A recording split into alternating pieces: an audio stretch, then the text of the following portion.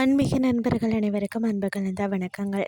இன்றைக்கு நாங்கள் ஆன்மீகம் சம்மந்தமான பதிவில் பார்த்தீங்கன்னா, பொருளாதார தேவைகள் பூர்த்தி அடையணும்னா என்ன வழிபாடு செய்யணும் அப்படின்னு சொல்லி பார்க்கலாம் வாங்க.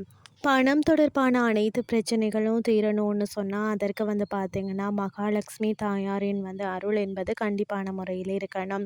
எத்தனை தெய்வங்களை நாம் வழிபட்டாலும் மகாலட்சுமியின் அருள் இருந்தால்தான் நமக்கு பணம் என்பது வரும். மேலும் அது நம்மளுடைய கையிலும் தங்கம், பொருளாதாரத்தில் முன்னேற்றம் உண்டாகும். அப்படிப்பட்ட மகாலட்சுமி தாயாரை பலவிதமான சூட்சமமான முறையில் வழிபாடு செய்வதுண்டோ. அந்த வகையில் பார்த்தீங்கன்னா, ஒரு வழிமுறையை பற்றி நாம் இன்றைக்கு பார்க்கலாம்.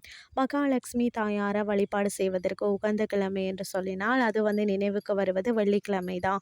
வெள்ளிக்கிழமையோடு சேர்ந்து நாம் செவ்வாய்க்கிழமையும் மகாலட்சுமி தாயாரை வழிபாடு செய்தோம்னு சொன்னால் நம்மளுடைய வாழ்க்கையில் நல்ல முன்னேற்றம் உண்டாகும் என்று கூறப்படுகிறது. ஒவ்வொருவருக்கும் ஒவ்வொரு விதமான வழிபாட்டு முறை என்பது தெரியும். தங்களுக்கு தெரிந்த எந்த வழிபாட்டு முறையாக இருந்தாலும் அதை முழு மனதோடு செய்யணும் என்பது தான் முக்கியம். அப்படி முழு மனதோடு நாம் தெய்வ வழிபாடில் ஈடுபடும் பொழுது கண்டிப்பான முறையில் அந்த தெய்வத்திற்கு என்று ஒரு நெய்வேத்தியத்தை நம்ம வைக்கணும்.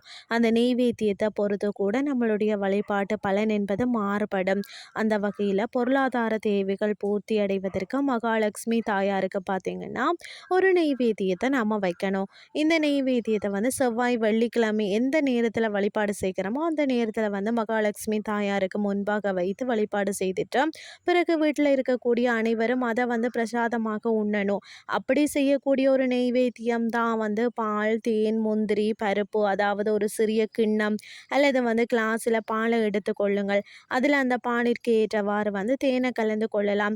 பிறகு 3ல் இருந்து 5 எண்ணிக்கையில் முந்திரி பருப்பை மிக்சியில் போட்டு நன்றாக அரைத்து அந்த பாலுடன் போட்டு கலந்து மகாலட்சுமி தாயாருக்கு நெய்வேத்தியமாக வைக்கலாம். இந்த முறையில் நாம் நெய்வேத்தியம் வைத்து மகாலட்சுமி தாயாரை வழிபாடு செய்தோம்னு சொன்னால் விரைவிலேயே நம்மளுடைய பொருளாதார தேவைகள் அனைத்து பூர்த்தி அடையும்.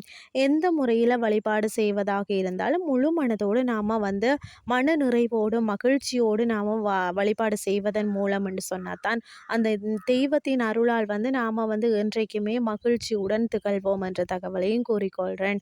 இன்றைய ஆன்மீகம் சார்ந்த பதிவு உங்களுக்கு பிரயோசனமாக அமைஞ்சிருக்கும். இதே மாதிரி இன்னும் மற்றும் ஒரு ஆன்மீகம் சார்ந்த பதிவோடு உங்களை சந்திக்கிறேன். நன்றி.